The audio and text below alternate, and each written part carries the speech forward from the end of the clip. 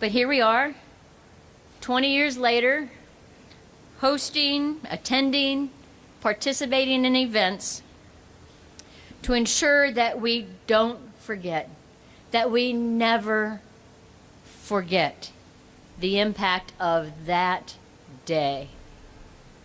So thank you for being here with us today to honor, remember those who can't be here to remind us. So if you would please stand with me as we open with a prayer and a moment of silence directed by Senator Herschel Craig. Senator Craig is the Assistant Minority Whip representing Ohio's 15th District. Senator Craig proudly served our nation in the United States Army, and is an experienced leader within the Columbus community and throughout my career. For somehow, every time I turn around, I'm running into the great Herschel Craig. So, sir, please take the microphone. Let us pray. God, you have been thy dwelling place for all generations, from everlasting to everlasting. Thou art God. We come today on this solemn occasion of the 20th year anniversary of 9/11 with a heavy heart. God, it is our continued fervent prayer for the families and children of the thousands of fallen and seriously injured from this unspeakable, unconscionable, and deeply horrific act of violence. God, help us to remember with reverence the first responders who paid the full measure of their service through their selfless acts of bravery and sacrifice to save countless lives, and the ordinary citizens who sacrificed their lives through the many extraordinary and heroic acts of service and devotion to save others. God, thank you for the continual healing and restoration of our nation. God, we pray for the men and women in our armed services who valiantly protect us and are in harm's way all over the world. God, please continue to strengthen our resolve and guide our deliberations in our leadership in the world before us. God, where there is conflict and dispute in our world, we pray for your guidance and wisdom for justice and peace to be realized. And God, help each of us to dedicate our lives to be a light of hope and inspiration where there is pain and suffering, and assist the marginalized and vulnerable in our own communities. God, when our memorial service today has concluded and we leave this place, but never from your presence, keep us all in your loving care and protection.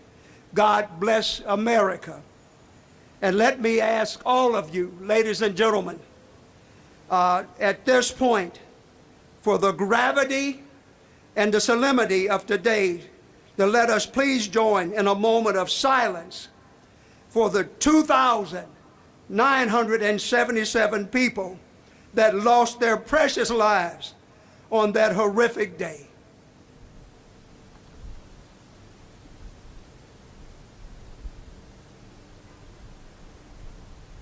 God bless you. Amen. Thank you so much, Senator. You may be seated. Governor Mike DeWine has spent his entire working career working hard for the citizens of Ohio.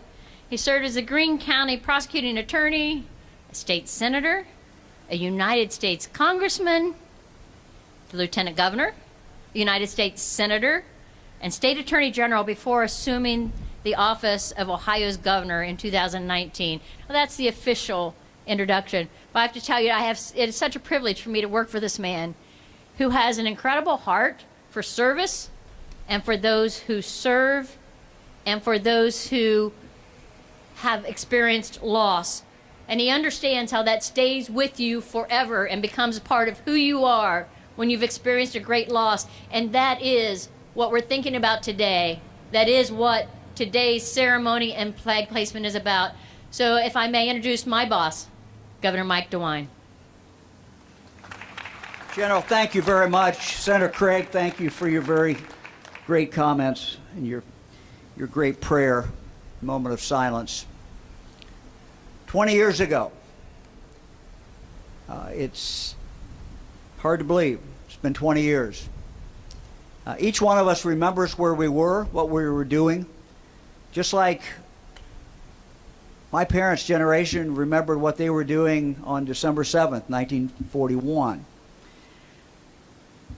That day is seared in our memory forever. I was in the United States Senate. I was in the Russell building in my office. It was a beautiful day in Washington. My press secretary, Wes Irvin, came in, and I was in a meeting, and he came in, interrupted, and said, "Better turn on the TV. There's a plane has hit the World Trade Center."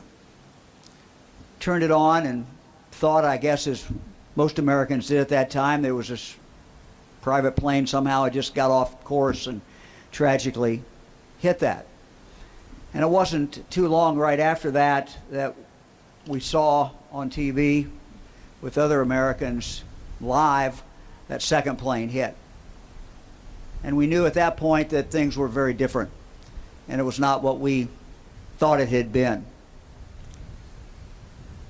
I had a conference call scheduled that morning about that time, and we got on the call, and I was told that my state director, Barbara, was not on the call because her brother was in the World Trade Center.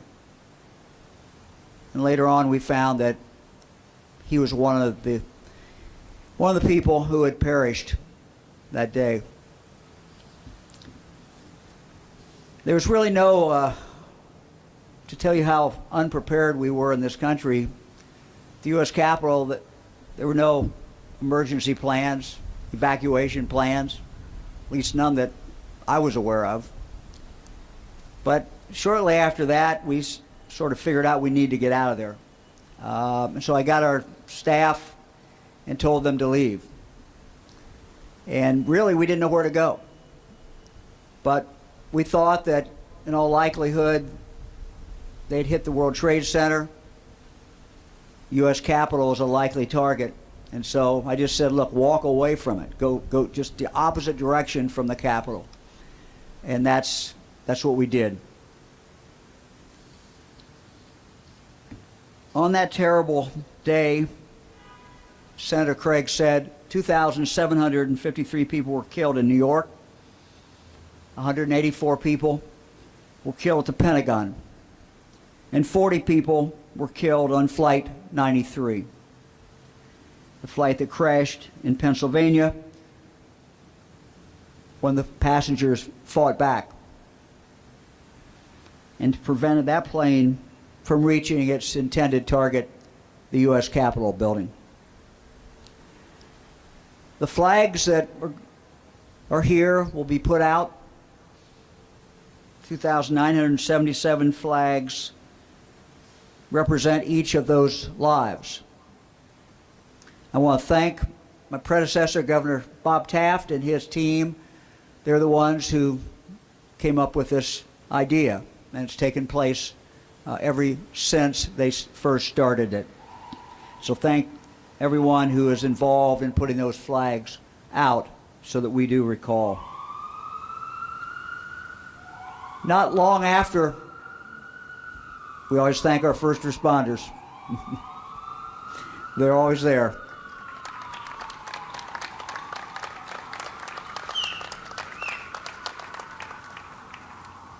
Not long after September 11th, the first Americans went into Afghanistan. And I think it's important, 20 years later, and it's important for the families who sent young men, young women to Afghanistan, as well as Iraq, to remember how much we are grateful for their sacrifice and why they went to Afghanistan. And we need to remind ourselves that Afghanistan was harboring terrorists. It's where the attacks came from, and that we needed to take action to protect the homeland. For their service, all of them who went, We are very, very grateful. Several weeks ago, in the evacuation from Afghanistan, we lost 13 brave U.S. service members. And in that 13 was a U.S. Navy corpsman, 22-year-old Max Saviak of Berlin Heights, Ohio. He was just a toddler at the time of 9/11. And so, on behalf of the people of the state of Ohio, I want to say to his mother and his father, to his siblings, all 12 of them, you have our deepest, deepest sympathy. He will be buried this Monday. He faced incredible risk, as did our other brave service members, to help his fellow Americans and our allies get safely out of Afghanistan. We're told he was very proud to serve in the U.S. Navy. He planned to make it a career. He wanted to help people. He was also not unlike the other Ohio service members who have served, some who have died, some who have been injured in Afghanistan and Iraq. As we watched the news on our TV of what was happening in Afghanistan last month, I thought about the mothers and the fathers of the service members who did not come back, who lost their lives there. We owe them a great deal. And we extend to their families, their loved ones, our deepest sympathy. These service members represented the many faces of Ohio, really the many faces of America. Some came from the smallest villages in our state, some from the largest cities. Some came from our farms. Some were born in Ohio, born in America. But others were born in foreign lands, far away. Some were 18 or 19 years of age. Some were in their 40s. Some joined the military as a direct result of September 11th, while others planned on a career in the military from their youngest days, marching around as small children in their fathers' uniforms. Some had seen a lot of life, while others, most of them really, their lives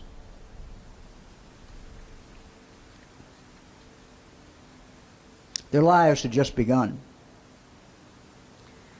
Despite their differences, all of them shared a lot in common.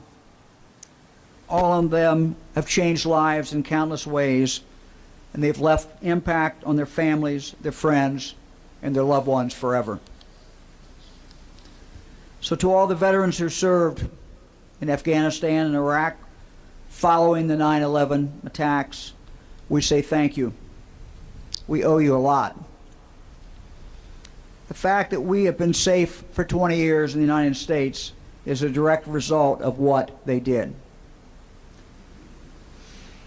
We will remember them.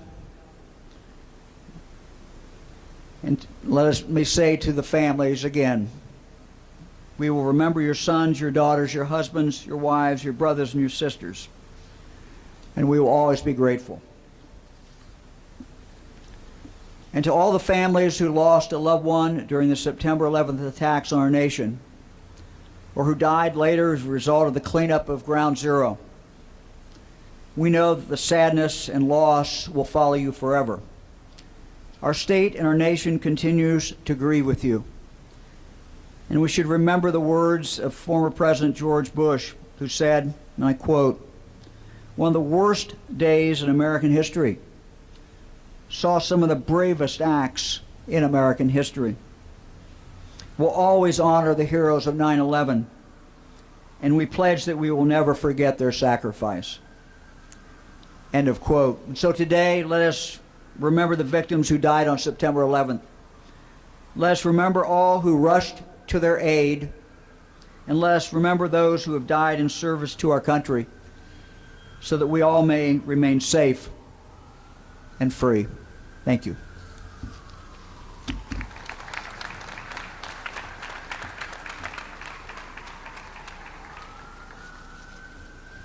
Thank you, Governor. Let me also say thank you, First Lady, for being here. We always appreciate you gracing us with your presence and what you bring to every event that you attend. Thank you so much. So Jason Knox is with us today, and he has a message to us from Senator Rob Portman in Washington. Jason?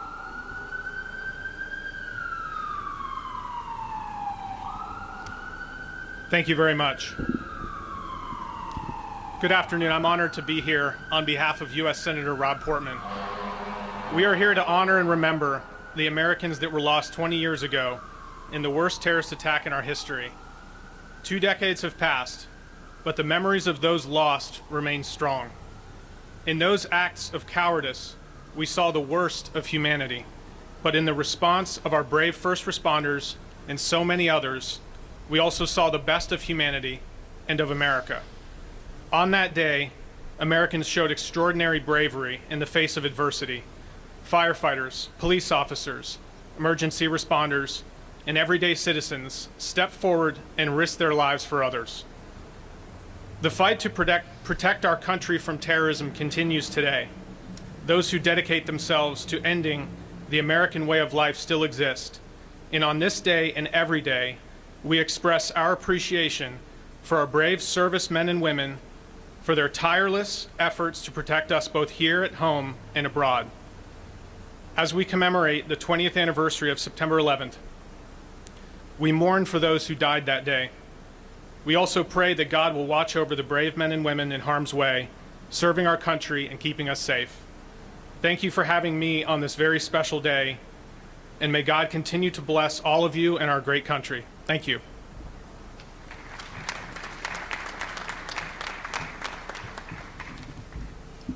Thanks, Jason. You know, for many years in the Army, when we hear helicopters fly by, we were always told, there's the sound of freedom. But I have to tell you, on a day like today, when we're thinking about those first responders who, when everybody else is running away from the emergency, our first responders are rushing in, to have them coming and going while we're here in this ceremony just seems appropriate. So our next speaker is the Secretary of State, LaRose. Frank LaRose took office as Ohio's 51st Secretary of State on January 14, 2019. But prior to that, and prior to being elected in that statewide office, he had served 2 terms in the state Senate, representing the 27th District in Northeast Ohio. As Ohio's Secretary of State, Secretary LaRose is working to ensure Ohio's elections remain secure, accurate, and accessible. He's also supporting Ohio's entrepreneurs as the sole authority to receive and approve articles of incorporation for Ohio's businesses. Secretary LaRose is a combat veteran, having served in the United States Army, HUA, with the 101st Airborne, and ultimately with the Special Forces as a Green Beret.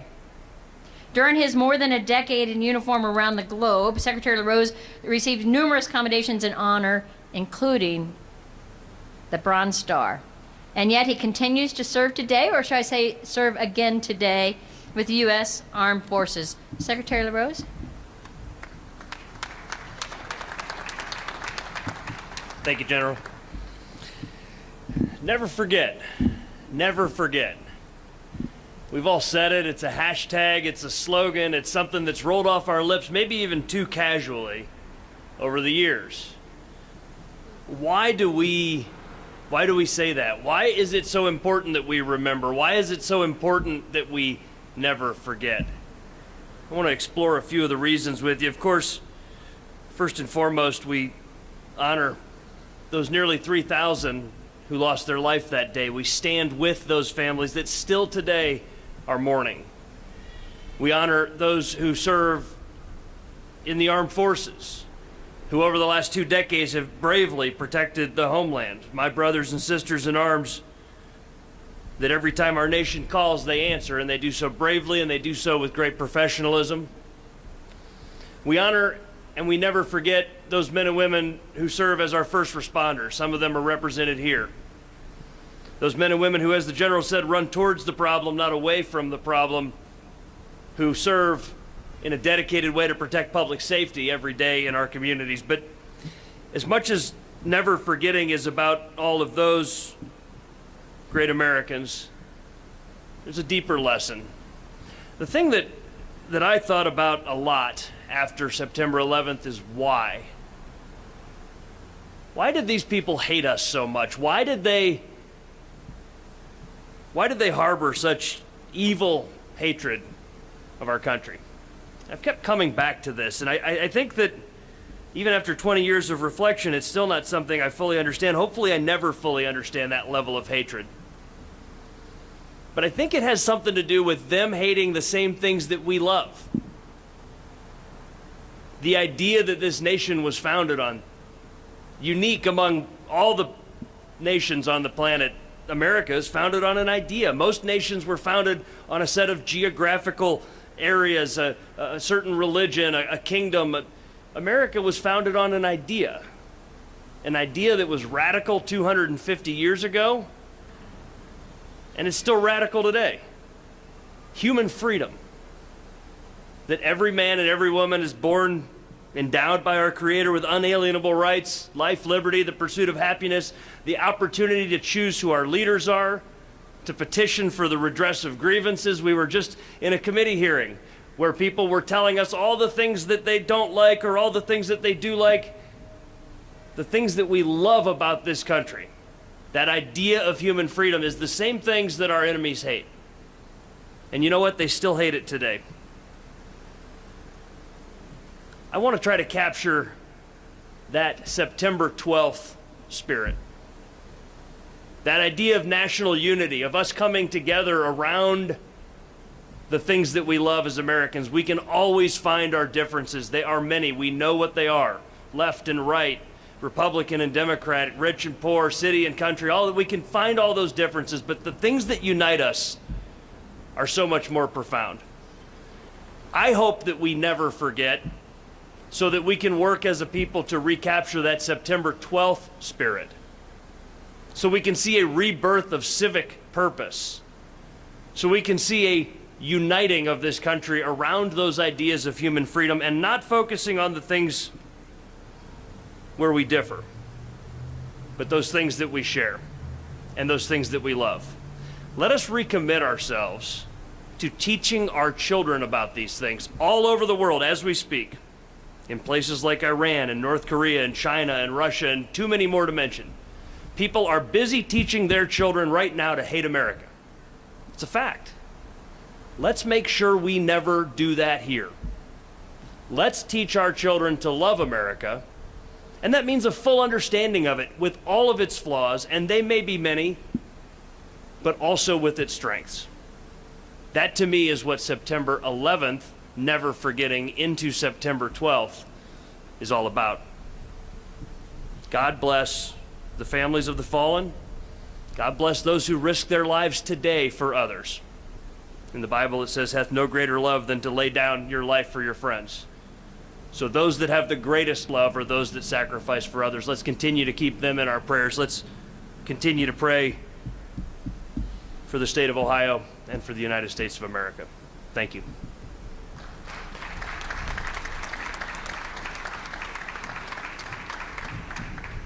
Thank you, Secretary Rose. We appreciate your efforts. Appreciate everything you do for us in your public office, but also continuing your service in the military. Next, we will hear from Commissioner Crawley. Franklin County Commissioner Erica C. Crawley is a mother, an advocate, and a veteran. She served in the United States Navy before pursuing her master's in public administration and her Juris Doctorate. She's also a former member of the Ohio House of Representatives, where she proudly represented Ohio's 26th House District and fought for all children, families, and veterans. So proud to introduce Commissioner Crawley.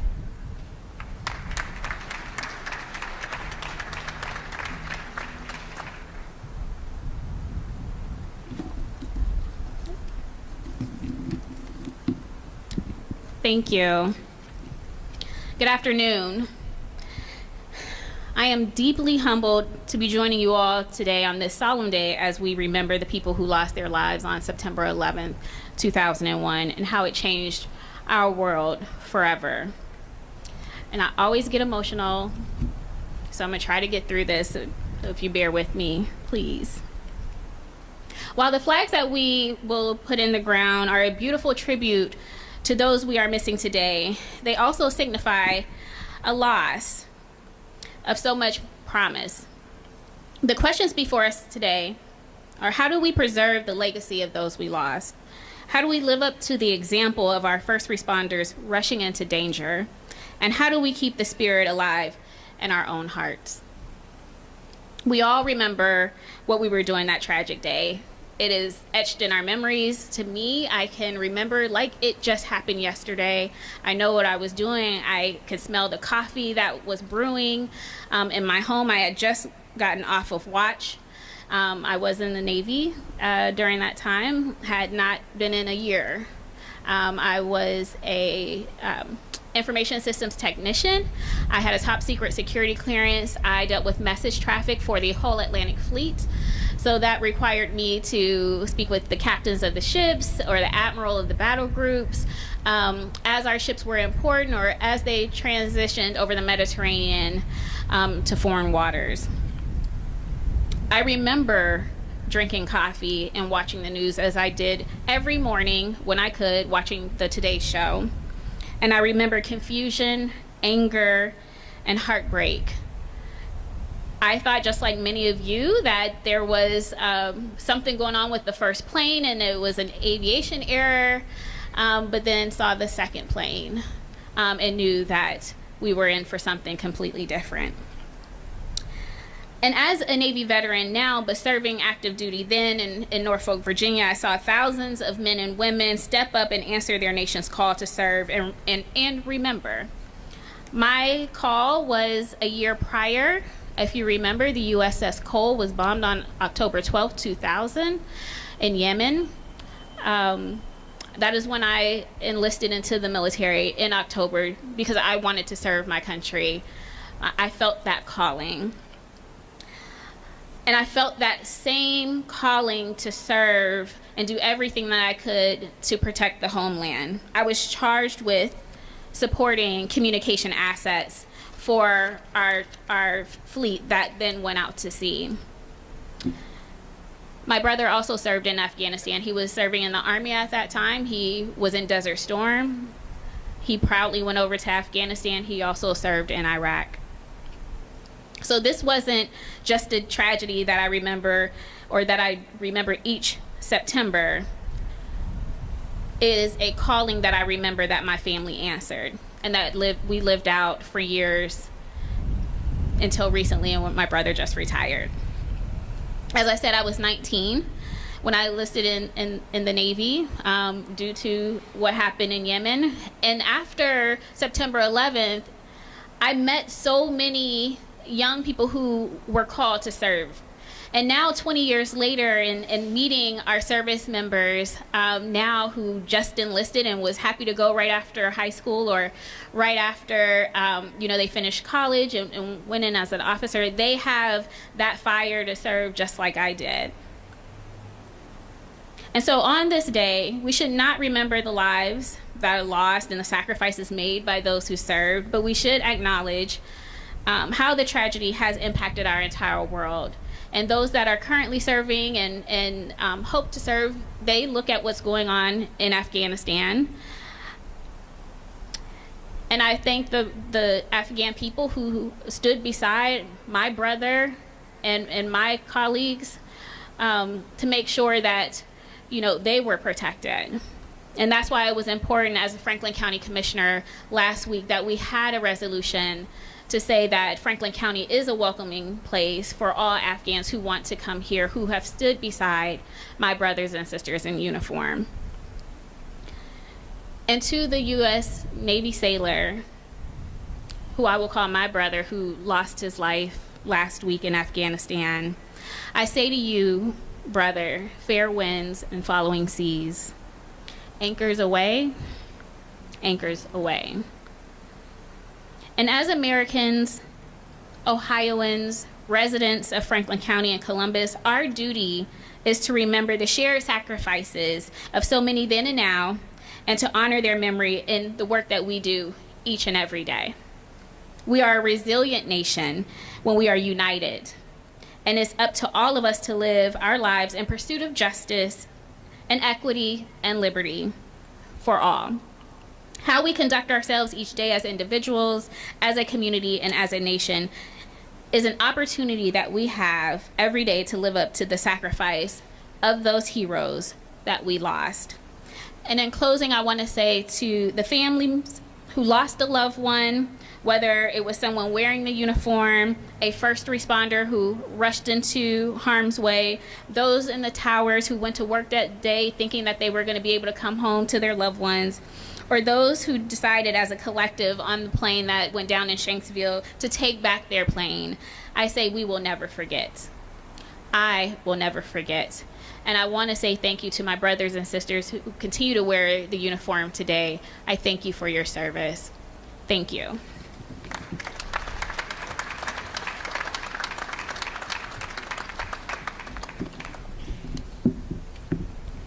Thank you, Commissioner.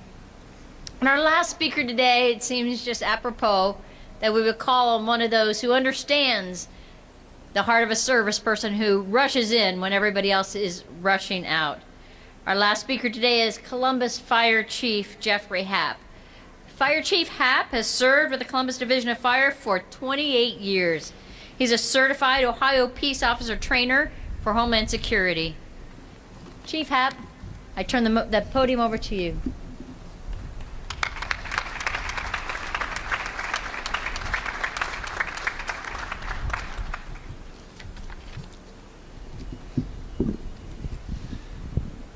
Thank you, Director Ashenhurst, Senator Craig, Governor DeWine, First Lady, Secretary LaRose, Commissioner Crawley, Captain Garriott, Captain Riley, Lieutenant Johnson, first responders, and active military, veterans, and all the residents of Columbus and Franklin County. Thank you for taking the time to join us in honoring and remembering the brave and selfless heroes who risked their lives this nightmarish day almost 20 years ago.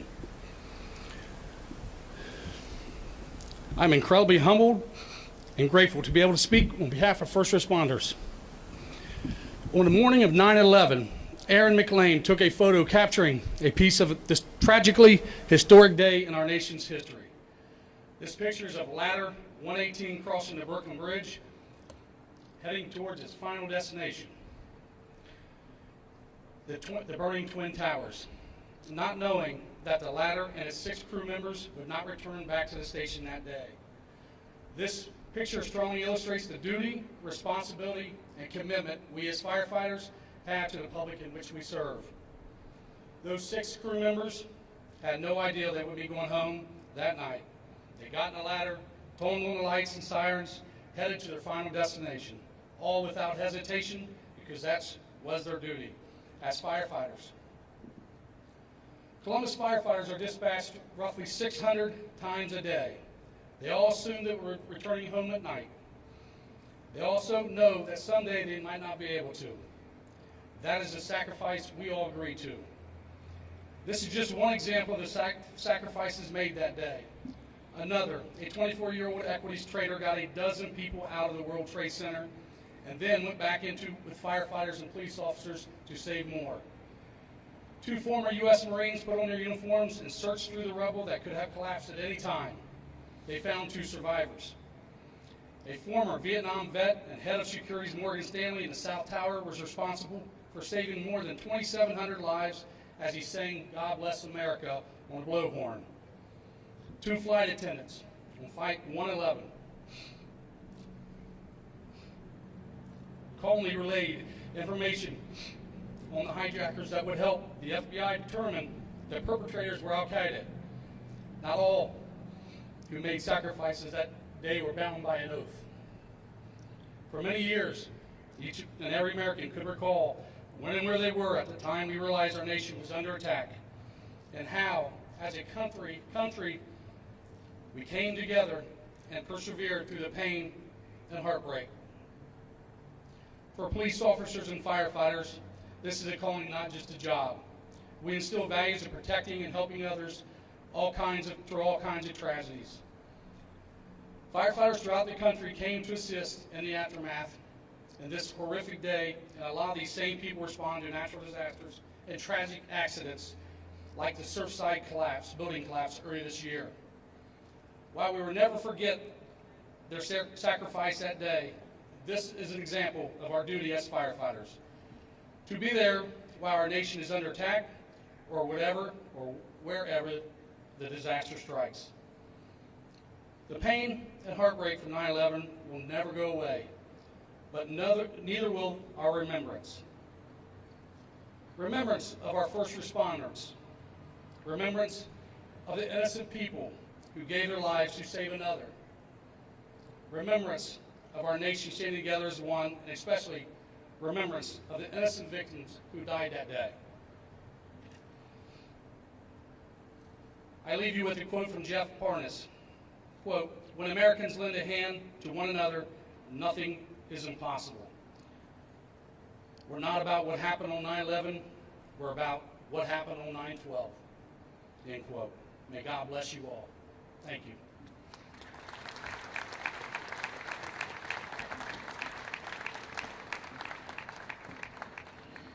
Wow. Thank you, Chief. Thanks to all of our speakers here today.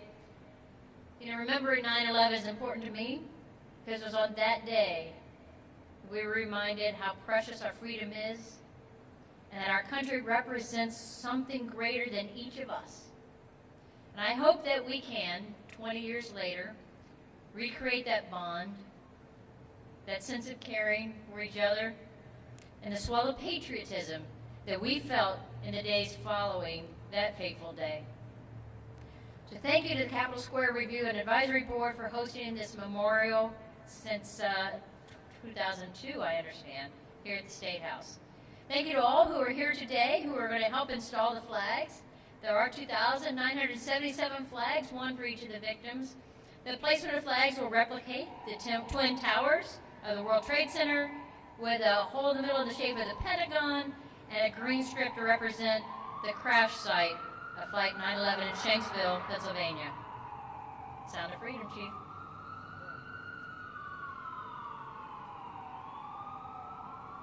To assist with the placement of the flags, please report to the table over here on my left, your right, with John Hudd. We'll give you further instructions on how the rest of the evening will go with that placement. Thank you so much for being here. Thank you for always remembering.